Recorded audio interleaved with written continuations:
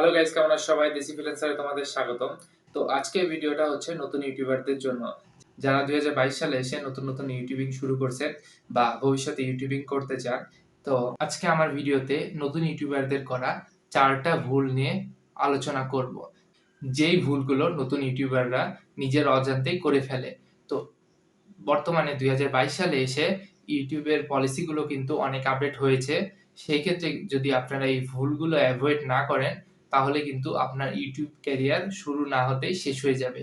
সেই ক্ষেত্রে আমি মনে করি এই ভিডিওটা আপনাদের জন্য খুবই গুরুত্বপূর্ণ। যদি আপনি একজন নতুন ইউটিউবার হয়ে থাকেন, আমার ভিডিওটা পুরোটা দেখবেন। আশা করি আপনি এই ভুলগুলো এড়িয়ে চলতে পারবেন।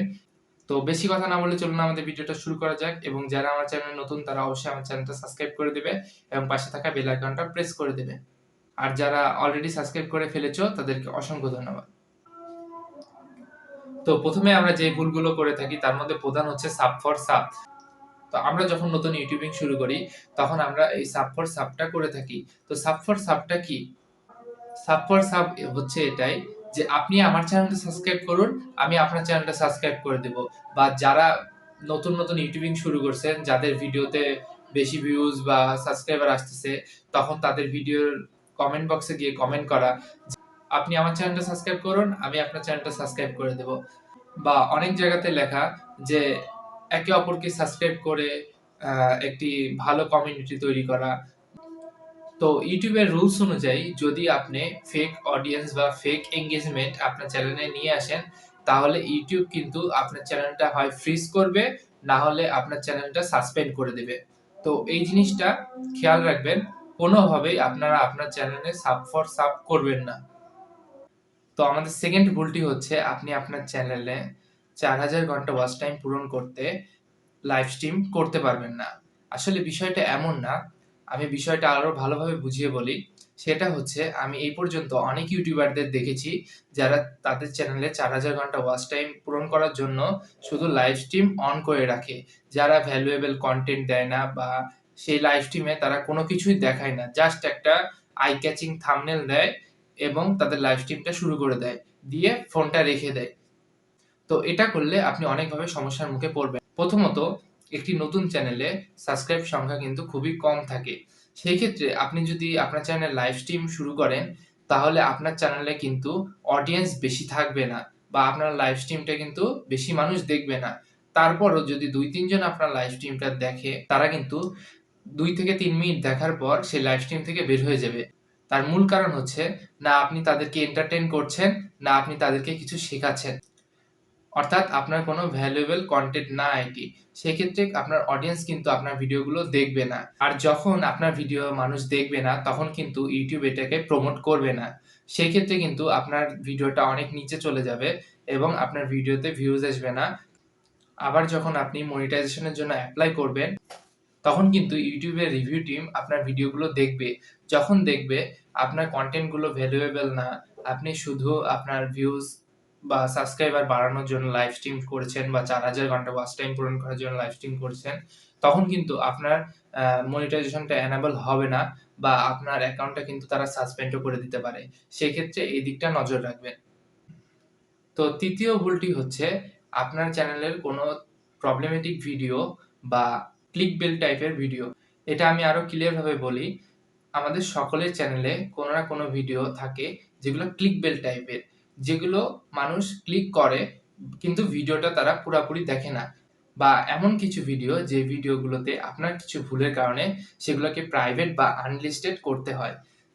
আমরা আমাদের ভিডিওতে ভিউজ আনার জন্য আই ক্যাচিং থাম্বনেল তৈরি করি বা 18 প্লাস থাম্বনেল তৈরি করি। কিন্তু আমাদের ভিডিওগুলো হয় অন্য রকমের। এক কথায় বলতে গেলে আপনার থাম্বনেলের সাথে আপনার ভিডিওর কোনো মিল থাকে না। শুধু ভিউজ আনার জন্য আমরা এই ধরনের কনটেন্ট তৈরি করি। সেক্ষেত্রে যদি আপনারা এই ধরনের কনটেন্ট তৈরি করেন, তাহলে আপনার ভিডিওতে ভিউজ আসবে ঠিকই, কিন্তু আপনি যখন মনিটাইজেশন এর জন্য এনাবেল করবেন, তখন কিন্তু আপনি আপনার চ্যানেলে এই ধরনের ভিডিও রাখতে পারবেন না। কারণ যদি ইউটিউবের রিভিউ টিম আপনার এই ধরনের ভিডিওগুলো দেখে, তাহলে আপনার চ্যানেলটা কিন্তু সাথে সাথে তারা সাসপেন্ড করে। আপনারা অনেকেই মনে করেন যে এখন আমরা ক্লিকবেল টাইপের থাম্বনেল তৈরি করব, কিন্তু একটা সময় যখন আমাদের চ্যানেলে ভিউজ চলে আসবে, আপনারা যখন মনিটাইজেশনের জন্য এপ্লাই করব, তখন আমরা এই ভিডিওগুলোকে প্রাইভেট বা আনলিস্টেড করে দেব। এটা ভাবা কিন্তু পুরোটাই ভুল। কারণ আপনারা হয়তোবা মনে করতেছেন যে সাধারণ জনগণ আপনার ভিডিওটা দেখতে পাচ্ছে না, তার মানে YouTube টিমও আপনার ভিডিওটা দেখতে পারবেন না। এটাও কিন্তু একটা বড় ভুল। আপনি যখন মনিটাইজেশনের জন্য এপ্লাই করবেন, তখন YouTube টিম কিন্তু আপনার পুরা চ্যানেলটা ভালোভাবে চেক করবে যে আপনার চ্যানেলে কোন ভিডিওগুলো প্রাইভেট করা আছে, কোন ভিডিওতে বেশি ভিউজ আসছে, কোন ভিডিও থেকে বেশি সাবস্ক্রাইবার আসছে, তারা ভিডিওগুলো প্লে করে দেখবে।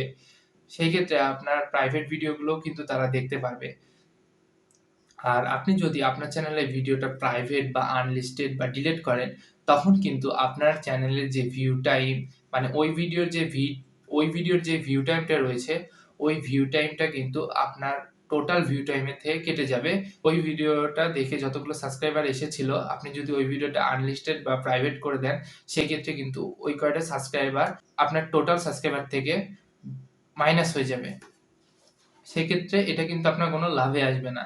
তো আপনারা এই ধরনের কনটেন্ট তৈরি করা বন্ধ করুন। তো তারপরে আমাদের ৪ নাম্বার ভুলটি হচ্ছে কোনো ওয়েবসাইট বা অ্যাপস বা কোনো থার্ড পার্টি ওয়ে থেকে আমাদের সাবস্ক্রাইব গুলো কিনে নেওয়া বা ভিউ টাইম গুলো কিনে নেওয়া। আমরা অনেকেই রয়েছি যারা নতুন ইউটিউবিং শুরু করার পর সাবস্ক্রাইবার বা ওয়াচ টাইম কিনে নিই। সেক্ষেত্রে কিন্তু আপনার ইউটিউব ক্যারিয়ারটা বড় ঝুঁকির মধ্যে চলে যাবে। কারণ ইউটিউব গাইডলাইন অনুযায়ী আপনার চ্যানেলে যদি আপনি এই ধরনের সাবস্ক্রাইবার বা ওয়াচ টাইম কিনে নেন, সেক্ষেত্রে কিন্তু ইউটিউব আপনার চ্যানেলটা ফ্রিজ করে দেবে বা কমিউনিটি গাইডলাইনস এর একটা স্ট্রাইক দেবে। সেক্ষেত্রে কিন্তু আপনি আপনার ইউটিউব ক্যারিয়ারকে আর গ্রো করতে পারবেন না। সেক্ষেত্রে কিন্তু আপনার ১ম ধাপেই আপনি ঝরে পড়বেন। তার কারণ ইউটিউব কিন্তু এটা কোনোভাবেই টলারেট করবে না যে আপনি ওয়াচ টাইম বা সাবস্ক্রাইবার কিনে নিবেন। তো আপনারা এই ধরনের কাজগুলো থেকে বিরত থাকুন। না হলে কিন্তু আপনার চ্যানেলটা মনিটাইজেশন এনেবল হবে না। যদি আপনার চ্যানেলে মনিটাইজেশন এনেবল হয়েও থাকে, তাহলে আপনার অ্যাডসেন্স টা কিন্তু নষ্ট হয়ে যাবে। সেই ক্ষেত্রে এই দিকগুলো আপনারা লক্ষ্য রাখবেন। তো এই ছিল আজকে আমার ভিডিও। যদি আমার ভিডিওটা ভালো লেগে থাকে, তাহলে অবশ্যই আমার ভিডিওতে একটি লাইক করে দেবে এবং যারা আমার চ্যানেলে নতুন, তারা অবশ্যই আমাদের চ্যানেলটা সাবস্ক্রাইব করে পাশে থাকা বেল আইকনটা প্রেস করে দেবে। আর যারা বর্তমানে সাবস্ক্রাইব করে রেখেছো, তাদেরকে অসংখ্য ধন্যবাদ। দেখা হবে আবার পরের ভিডিওতে। ভালো থাকবেন, সুস্থ